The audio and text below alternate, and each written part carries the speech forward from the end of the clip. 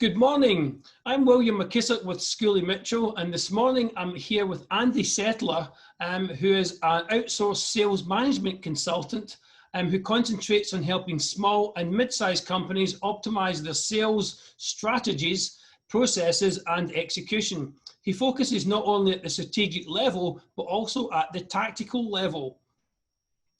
To help companies achieve record-breaking sales results. He has over 25 years of corporate sales management experience and has owned several of his own companies. So welcome, Andy. Welcome to the show.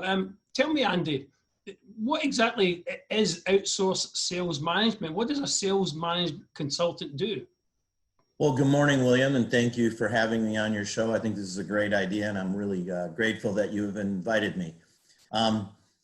And it's good to see you again after a long time of just talking or emailing. Excuse me. So, in a nutshell, an outsourced sales management consultant does one of two things. First of all, we either will come in and build you a better, more effective sales organization and hand it off to either an owner or the existing sales leader with a better set of tools and a better, well-run organization. Secondly, the other thing that we do, one of the other two things we do is we'll come in and actually run your sales organization for a period of 6 or 12 months. And that's where you get the term outsourced, where you just haven't found the right person and you need somebody to come in and run your sales division and better organize it and set up all the right processes and all the right sales tools, and then be able to hand it off or onboard a replacement. As you mentioned, I've had 25 plus years in sales management and owned several companies that I've eventually sold. So over my career span, I feel very comfortable knowing and looking at a sales organization and knowing how to design one that works and know how to make sure that one's running well. Just like Schooley Mitchell knows how to understand the bottom line and cutting expenses, we understand how to grow the top line. Yeah, because that's something I'll talk about in my career as I'm out selling Schooley Mitchell. I talk about how hard it is to make money. We help businesses keep more of that money. So it's really great there's people like you out there helping businesses go over those hurdles that is to earn money. So what are you seeing as some of the most common reasons that sales are not growing in clients that you first meet? So what's the kind of common pitfalls that these people and these businesses are falling into? Well, that's a good question, and there's usually more than one reason why sales aren't growing at a company. It's usually a combination of reasons, and some of them are more dramatic or significant than others. But some of the more common ones we see are they don't have a common, or what we would say, a commitment to sales meetings. They, like, oh, let's have a meeting, and then, they don't do it the next week. So if you have a sales meeting every week and you have an agenda that everybody follows, and it's the same group, I mean, everybody's required to be there, and you keep them within 45 minutes to an hour, you're taking the first step. We also see that most companies do not do performance evaluations on their sales team. And it's something that leaves the salesperson guessing and not knowing how they're actually doing in their performance at work. And then we also see a lot of clients who don't invest in what we call customized sales training. I'm not a sales trainer. I'm not a Dale Carnegie or any of the others, but I see that if you're a management in running a company or a sales force, you need to understand how to organize and train your sales team for what they need the training. It's not a one size fits all. Another couple of areas where I see that their common reasons are they don't have a defined sales process, and they don't understand exactly the steps it takes to close a sale. And it doesn't necessarily mean the owner doesn't. It's just that the sales team, everybody shoots from the hip and does it their way, and it's not defined. And then I guess the most damaging reasons, and these are really relevant in our times right now, is there's a lack of a sales quota that's tied to the company's sales forecast that creates a win-win situation for the salesperson and the company. So compensation programs have to be something that's the driving force behind the success of the company meeting their forecast. And right now, everybody's understanding that they're not meeting their quotas and they're having to revise and restructure their sales forecast. And then finally, as you and I have talked in several of our meetings, most of the companies have heard of a CRM. Some of them don't know what CRM stands for, customer relationship management tool. And if they have one, they have a very low compliance rate with their sales force and their internal people. So there may be 3 or 4 people out of 10 that are using it every day and using it correctly, but there may be another group of people that are using it 50%. And then there's some people who have no clue.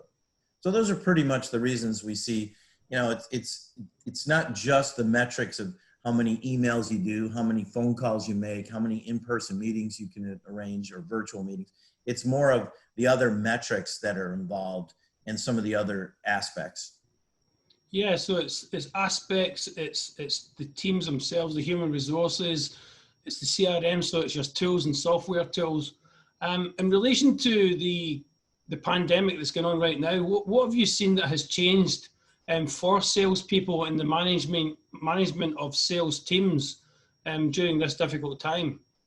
Well, let me turn around and ask you the question. How many face-to-face meetings did you average pre-pandemic versus post? Oh yeah, everything. I never did this. I never did this kind of format Right. up until the pandemic.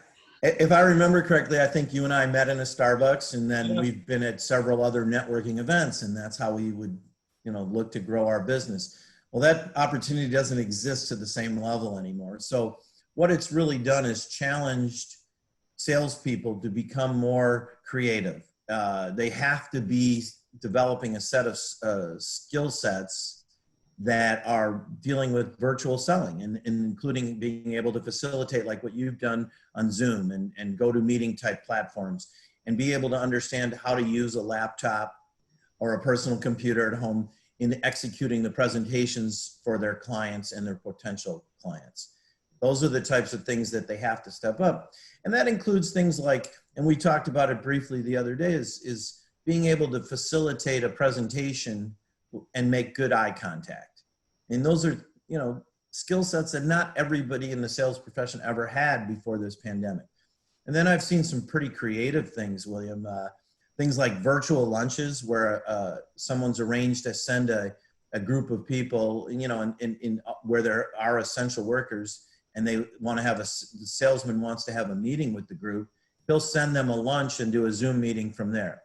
So I've had that, and I've had some people do some virtual coffee meetings where they actually send in a Starbucks certificate or they, you know, do an Uber Eats program for breakfast. So there's a lot of different ways to do it, but you have to understand if you don't get creative and you're not working on the professional presentation on a laptop, then you're probably falling behind. Yeah, and it touches on a little bit of what we might like to do at Schooley Mitchell, because as well as our core services and helping businesses save money, what I'm doing right now is thinking out the box, because it's not every franchisee that's doing this, but Schooley Mitchell as a whole, we're trying to help businesses in any way we can. So we offer this as a service to promote other businesses. So you're right, thinking out the box is absolutely imperative in this market we're in right now. Can you tell me some of the successes you've had, Andy, that's impacted some of the companies that you've worked with? Well, absolutely. As I mentioned just briefly, in seeing things that aren't growing sales, one of the biggest things that I've been involved in and extremely busy since March was compensation programs.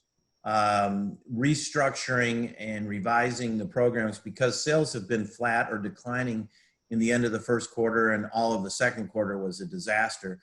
We've tried to backload incentive programs, and most of the business owners are willing to pay a premium for new business right now. They understand the existing business could be flat or declining or just maintaining that, you know, small single-digit growth. But what I've seen from is owners are willing to double or triple commission and bonus payments for the third and fourth quarters, and they're restructuring those types of plans. So that's what some of the things that I've had to see or implemented.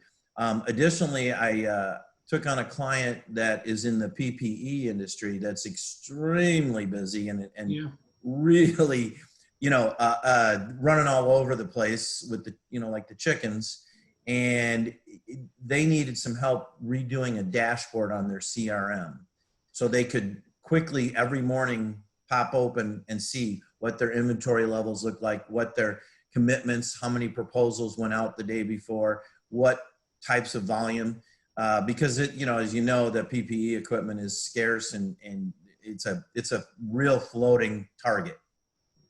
Yeah. Well, thanks for sharing that part with me, Andy.